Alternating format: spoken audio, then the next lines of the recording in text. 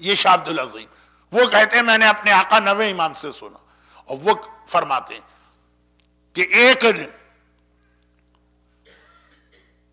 مولا اور شہزادی میں ایک بات ہوئی، رسول خدا روزانہ اپنی بیٹی کے گھر میں آتے تھے، آج نہیں آئے، شہر سے باہر ہوتے تو الگ بات تھی، شہر میں بھی ہیں، جس وقت پہ آنا تھا نہیں آئے۔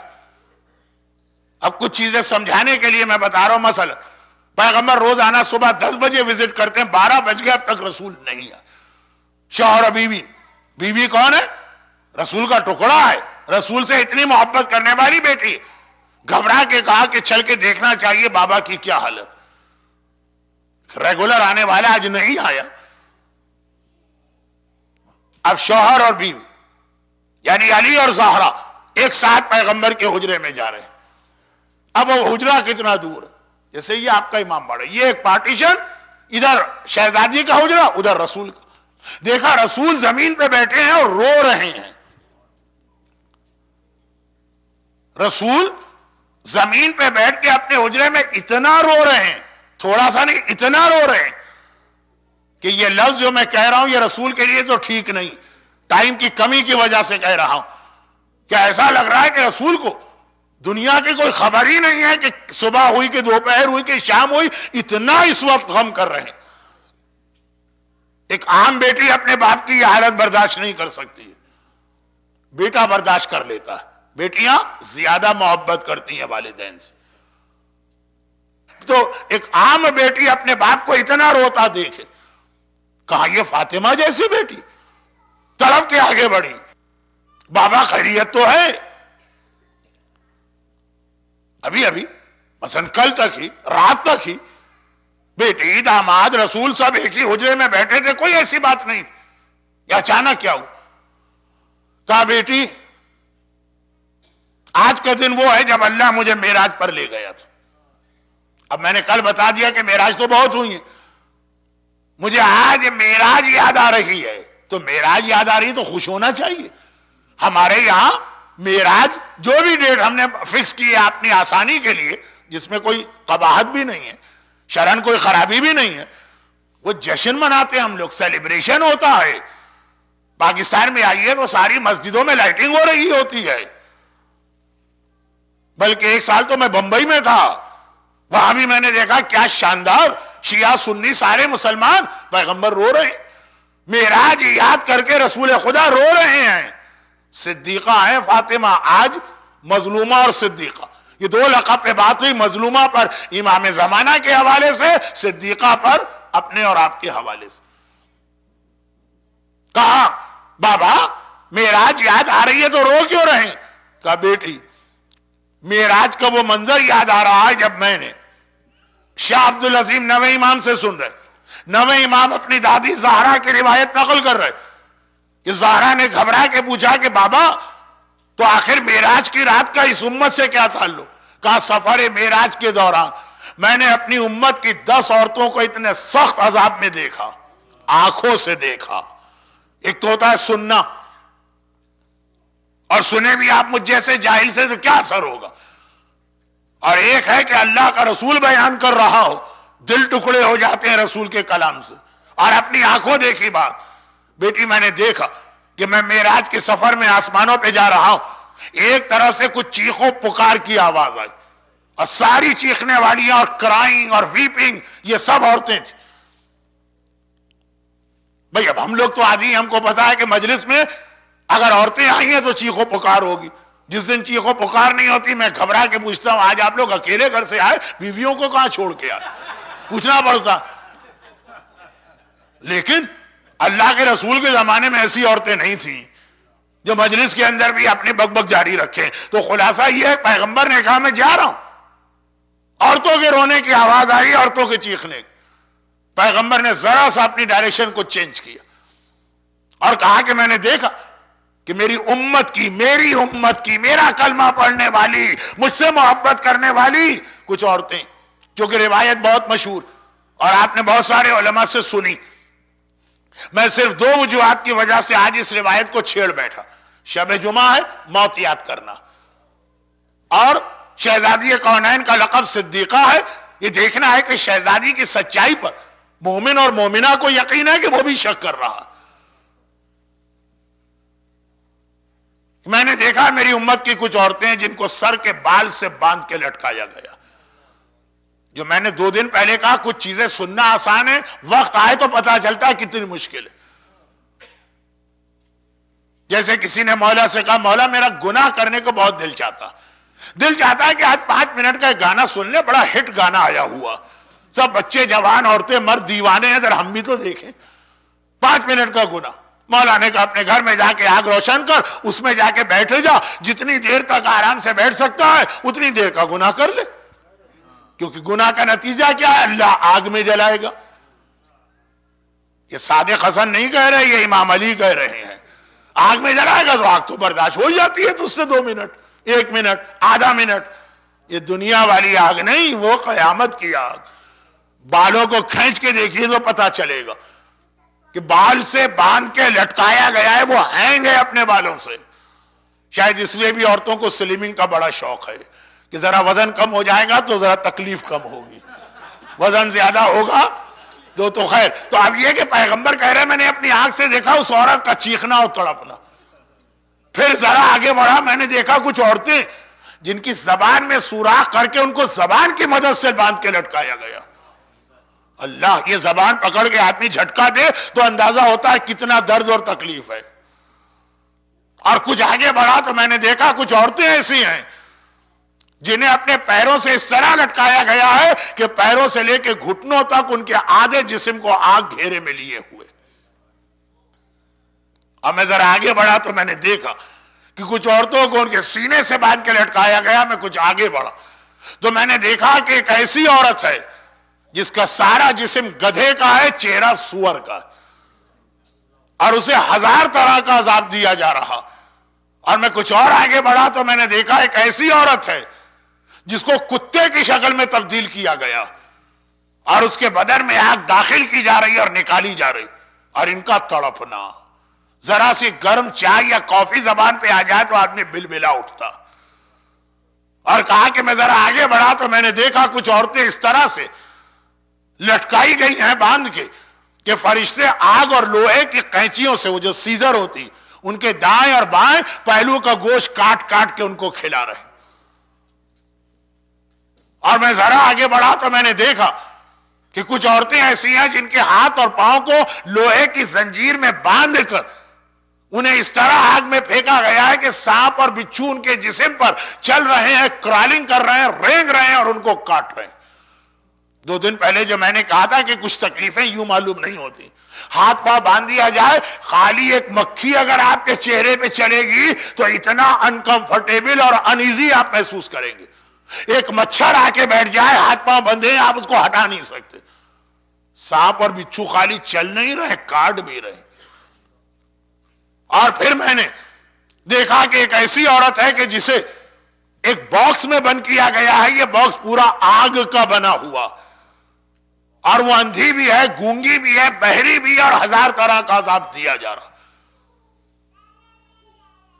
اور پھر میں نے ایک ایسی عورت کو دیکھا کہ جس کے جسم میں جتنے بھی داخل ہونے کے راستے, سب سے عجیب طرح کا عذاب اس کو دیا جا رہا. کچھ چیزیں میں پڑھ بھی نہیں پا رہا.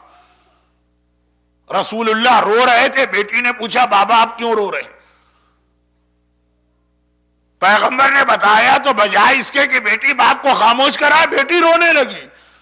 اب فاطمہ اور علی کے رونے کی باری ہے, دونوں بیٹھ کے اس حجرے میں رو رہے ہیں. جیسا میں نے پہلی مجلس کے آخری جملے میں عرض کیا تھا, پہلی مجلس کا آخر, آپ کو یاد نہیں ہوگا, مجھے یاد, کہ ایک ایسی مجلس بیت الاذان میں ہوتی تھی جس میں معصومہ مصائب پڑھتی تھی, معصوم مصائب سنتے. اور آج پیغمبر کے حجرے میں ایک ایسا منظر ہے کہ رسول خدا رو رہے, علی مرتضی رو رہے, فاطمہ زہرا رو رہی, اور روایت ہم تک پہنچا رہی. یہ روایت مولا بھی ہم تک دے سکتے کہ میں نے رسول سے سنا, نہیں, فاطمہ فرماتی ہیں, تاکہ اندازہ ہو جائے نا کہ صدیقہ طاہرہ کو صاحبان ایمان کتنا صدیقہ مانتے. نعوذ باللہ, ہر ایک شخص مانتا, مگر صدیقہ ہیں تو ہر بات سچی. یہ وعدہ بھی سچا ہے کہ گناہگار شیعوں کی بخشش کرا کے جنت میں لے جاؤں گی، اور یہ روایت بھی سچی۔ روتے روتے زہرا نے کہا، اب یہ ساری عورتیں جن پہ عذاب آ رہا ہے یہ رسول کی بیٹیاں، بیٹیوں کی حالت دیکھ کے باپ روئے گا کہ نہیں روئے گا؟ لیکن ایک مرتبہ کہا، بابا آخر یہ عذاب آیا کیوں؟ 10 میں سے 2 کا عذاب تو میں وجہ نہیں بتا سکتا، کوئی اچھا نہیں لگے گا ممبر سے۔ 8 فرمایا جس عورت کو اپنے بالوں سے باندھا گیا، آپ سمجھ گئے یہ وہ عورت کہ جو اپنے بال نامحرم سے نہیں چھپاتی تھی۔ خالی بالوں کی بات ہو رہی ہے، باقی جسم نامحرم سے چھپاتی ہوگی، خالی بال۔ اور جس عورت کو زبان سے باندھ کے لٹکایا گیا، یہ اپنے شوہر سے بڑی بدتمیزی، بڑی بد اخلاقی، بہت ہی رف لینگویج کے ساتھ بات کیا کرتی تھی۔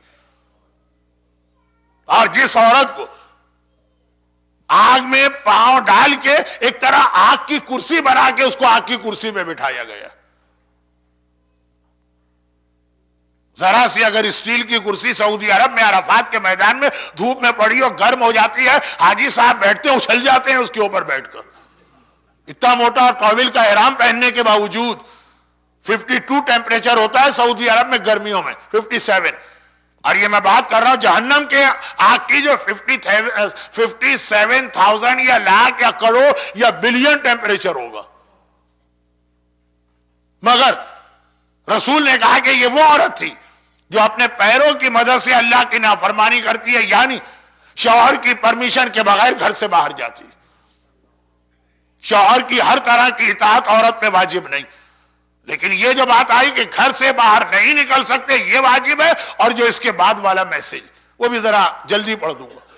جس عورت کو اس کے سینے کی مدد سے باہر کہا گیا، یہ شوہر کا وہ جو اصل حق ہے جو نکاح جس کے لیے کیا جاتا ہے وہ ادا نہیں کرتی۔ اور اللہ کے رسول فرماتے ہیں جسم گدھے کا اور سر کتے کا، یہ وہ عورت تھی، اور اس کے ساتھ 1000 طرح کا عذاب دیا جا رہا، یہ وہ عورت تھی جو فساد برپا کرتی تھی معاشرے میں، یعنی لوگوں کو آپس میں لڑاتی تھی، یہاں کی بات وہاں، وہاں کی بات وہاں۔ ویل لکل ہمزۃ لمزہ، چغل خور جسے اردو میں کہتے ہیں۔ کتنے گھر ٹوٹے ہیں عورتوں کی اس چغلی کی عادت کی وجہ سے، کتنے شوہر اور بیوی میں سیپریشن ہوا، کتنے بھائی بھائی کے اندر، بہن اور بھائی کے درمیان جھگڑے ہوئے۔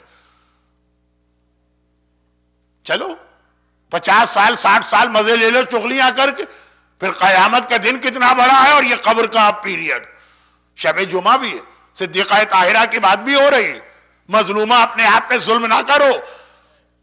اور فرمایا وہ عورت جس کا سر اور جسم کتے جیسا بنا کے عذاب دیا جا رہا، 1000 طرح کا عذاب، یہ جملہ روایت کا ہے، معصوم نے کہا 1000 طرح، یعنی بہت ساری قسموں کا اور بھی عذاب کا۔ یہ وہ عورت ہے جو دوسروں سے جیلس اور حسد کیا کرتی۔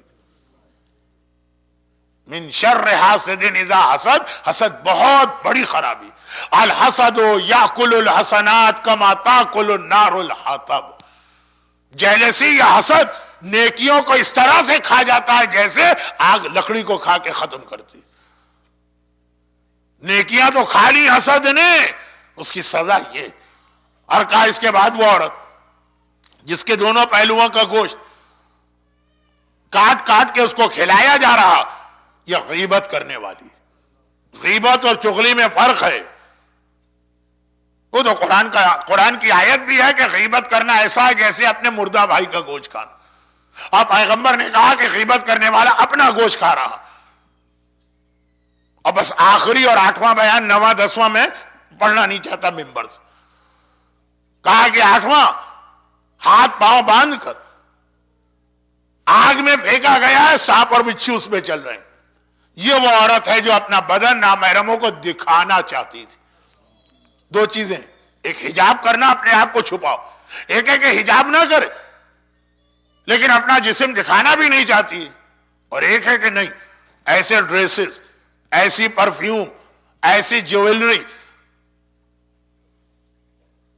وہ جو ایک خاص عورتوں کی سینڈل آتی ہے ٹک ٹک ٹک ٹک ٹک ٹک کہ اگر نہ بھی دیکھنا چاہے تو آدمی آنکھ اٹھا کے دیکھتا ہے کون ملکہ آ رہی مثلا، کہ اس نیت کے ساتھ یہ ساری چیزیں پہنی جا رہی کہ نامحرم دیکھے، کہا کہ یہ اس کا عذاب، اور 9ویں اور 10ویں کا تعلق تو کچھ ایسے فعل حرام سے جو ممبر سے بتانا مشکل۔ شاہ عبدالعظیم حسنی جیسا عظیم اور راوی 9ویں امام سے یہ روایت نقل کرتا ہے، میری دادی رونے لگی، بابا یہ اتنا عذاب آپ نے دیکھا؟ تو پیغمبر نے ایک جملہ کہا جو آج نہیں کل پڑھوں گا، ایک جملہ کہا پھر ذرا ہماری تسلی کا، لیکن وہ جملہ بہت لمبا بیان ہو جائے گا، وہ انشاءاللہ کل آئے گا۔ لیکن بہرحال شب جمعہ صدیقہ طاہرہ کی سچائی پہ کوئی شک نہیں کر سکتا، اگر بے پردہ عورتوں کا یہ عذاب ہے تو ہے۔ اب جو عورت بڑے مزے سے، اسی کو قرآن کہتا ہے الانسان لفی خسر، بھئی گھاٹے کا سودا آپ کسے کہتے ہیں؟ 50 سال کا مزہ کمانے کے لیے اگر 50 ملین کا عذاب کوئی برداشت کرے، یہی تو گھاٹے کا سودا کہلائے گا۔ بھئی دنیا میں کتنی زندگی ایک عورت کی ہے، 9 سال میں بالغ ہوتی ہے، 50-55 سال میں تو کام کی ہی نہیں رہتی، بس حجاب بھی ساقط ہو جاتا ہے، 50 میں 9 ملائیے 60 سال میں جا کے۔ یہ ہارڈ اینڈ فاسٹ رول نہیں۔ کچھ عورتیں اپنے آپ کو اتنا فٹ رکھتی ہوں گی ایلزبتھ ٹیلر ٹائپ کی کہ وہ 70 سال میں بھی نویں شادی کر لیں، لیکن ایک عام طور پہ بات کر رہا ہوں، 50 سال کے مزے کے لیے جو عورت 50 ملین سال کا عذاب برداشت کر رہی ہے کہ ہاں آگ کے اندر جلتی رہوں، بالوں سے باندھ کے لٹکایا جاتا رہے، میری زبان سے مجھے لٹکایا جاتا رہے، کوئی واندہ نہیں ہے، مجھے قبول ہے، یہاں تو 50 سال کا مزہ آ گئے۔ اس سے زیادہ بے وقوف اور احمق اور خسارے اور گھاٹے کا سودا کرنے والا کوئی نہیں۔ برحمتک یا ارحم الراحمین وصلی اللہ علی محمد و